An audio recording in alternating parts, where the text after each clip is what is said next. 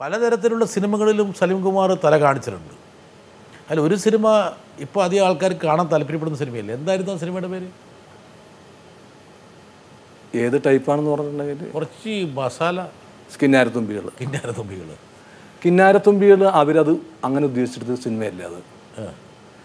അതൊരു ഷക്കീല ആദ്യമായിട്ട് വരുന്ന പടമാണത്. അപ്പോൾ എന്നെ വിളിച്ചത് എൻ്റെ ഒരു സുഹൃത്ത് തന്നെ വിളിച്ചിട്ട് പറഞ്ഞു, ഷക്കീലയുടെ നായകനാക്കാന്ന് പറഞ്ഞാണ് വിളിച്ചത്. അല്ല, അതിൽ അങ്ങനെ മോഹിപ്പിച്ചോ? അല്ലല്ല, അന്ന് ഷക്കീലിനൊന്നും അറിയില്ല, എനിക്കറിയില്ല. അപ്പോൾ എൻ്റെ സുഹൃത്ത് റോഷൻ എന്ന് പറയും. വിനോദ് റോഷൻ എന്ന് വെച്ചാൽ ഏറ്റവും സംവിധായകനുണ്ട്. അപ്പോൾ റോഷൻ ചേട്ടൻ പറഞ്ഞു, എടാ ഒരു അവാർഡ് പടം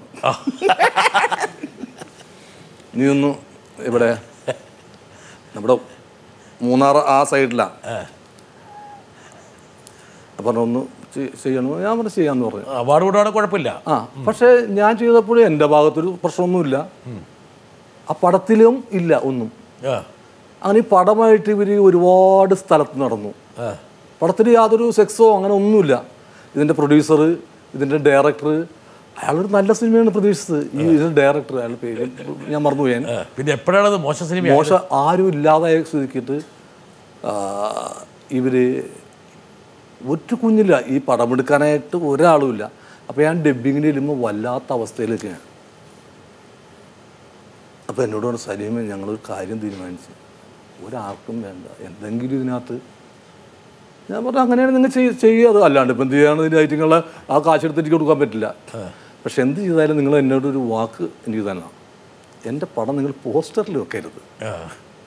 പക്ഷെ അവർ വാക്ക് പാലിച്ച് പോസ്റ്ററിൽ അവർ വെച്ചില്ല. കാരണം അവർ നല്ല ഉദ്ദേശത്തോടു കൂടി തന്നെയാണ് ആ പടം എടുത്തത്. അല്ല, അപ്പം ഈ ഷക്കീലയായിട്ട് ഒരുമിച്ച് ഇല്ല അഭിനയിച്ചില്ല, സീനുണ്ടായിരുന്നില്ല. ഇല്ല. ഓ, അതിൻ്റെ ഒരു നഷ്ട ദുഃഖത്തിലാണ് ഇപ്പോഴും. അതിപ്പോൾ ദുഃഖമുണ്ട്. അപ്പം അന്ന് ആ പടവും ഞാൻ കുറേ ഇത് കണ്ടാണ്. അങ്ങനെ സംഭവമേ ഇല്ല, അതിൽ യാതൊരു ഗതിയില്ലാതെ അങ്ങനെ അത്തരത്തിലൊരു പടം ഉണ്ടാക്കാൻ കാരണം നമ്മൾ മലയാളികൾ മാത്രമാണ്. അപ്പോൾ സലീം പറയണ വെച്ചാൽ ആ പടം ഒരിക്കലും രക്ഷപ്പെടില്ല എന്ന് കണ്ടപ്പോൾ അതിലേക്ക് ഈ പറഞ്ഞ പീസസ് അങ്ങോട്ട് ചേർത്തു അല്ലേ? അത് രണ്ടാമത് ഷൂട്ട് ചെയ്തതാണ്. അത് ഡയറക്ടർക്ക് അറിഞ്ഞൂടാ പാവത്തിന്. ഓ, ഡയറക്ടർ അറിയാതെ അങ്ങനെ ഷൂട്ട് ചെയ്ത സംഭവം അല്ലേ? ഞാനും പ്രൊഡ്യൂസർ സ്വന്തമായിട്ട് ചെയ്തതാണ്. അല്ല, പ്രൊഡ്യൂസർ കുറ്റപ്പെട്ടുകാരില്ല, യാതൊരു ഗതിയില്ല. പക്ഷേ ഡയറക്ടർ അറിയാതെ പ്രൊഡ്യൂസർക്ക് പ്രേരണ നൽകിയത് സലീം കുമാറാണ്.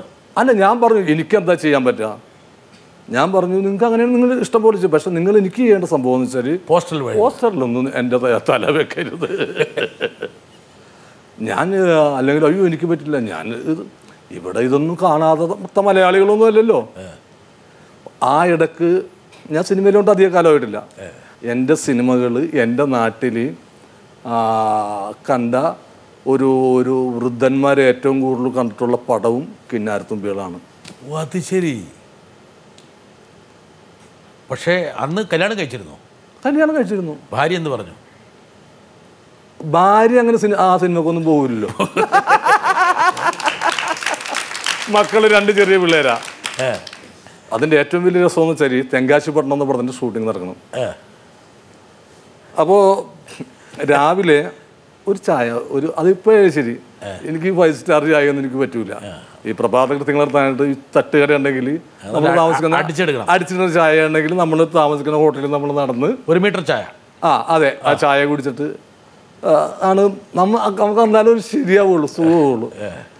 അങ്ങനെ പഴനിയിലാണ് ഞങ്ങൾ താമസിക്കുന്നത്. പഴനിയിൽ ഞാൻ ചായ കുടിക്കാൻ ചെന്നേക്കാണ്. ഒരു കടയിൽ ചെന്ന് കഴിഞ്ഞപ്പോൾ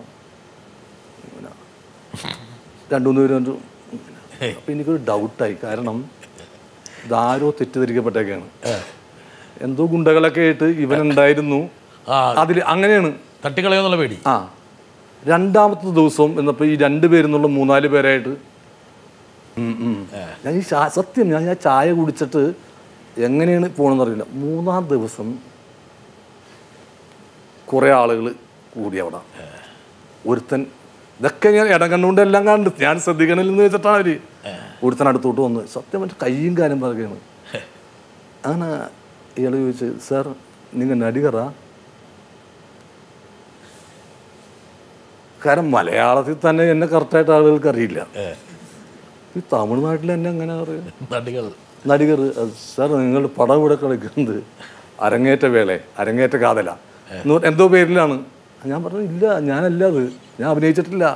ഓ സാർ നീങ്ങ തന്നെ, അത് മലയാളത്തിൽ കിണ്ണാർത്തുമ്പി. അപ്പൊ ഞാൻ പറഞ്ഞു എന്ന് പറഞ്ഞു. പിന്നീട് പിറ്റേ ദിവസം തുടങ്ങി ജനങ്ങളാണ്. അപ്പോൾ ഒരു ദിവസം നോക്കുമ്പോൾ സുരേഷ് ഗോപി ഉണ്ട് ആ ഹോട്ടലിൽ, നമ്മുടെ ലാലേട്ടനുണ്ട്, ലാലേട്ടനാണ് പ്രൊഡ്യൂസർ. ലാലേട്ടനൊക്കെ പോകുമ്പോൾ ഒരു പറ്റം ആളുകൾ എൻ്റെ ചുറ്റും. ഇവരുടെ അവിടുന്ന് ഒരാളുമില്ല. എനിക്ക് എൻ്റെ സൂട്ട് കേസ് കേടായിട്ട് നന്നാക്കാൻ കൊണ്ടുപോകുന്നു. ഓട്ടോറിക്ഷ കയറിയാൽ വലിയ പൈസ വണക്കം എന്നൊക്കെ പറഞ്ഞിട്ട് ഭയങ്കര ബഹുമാനം.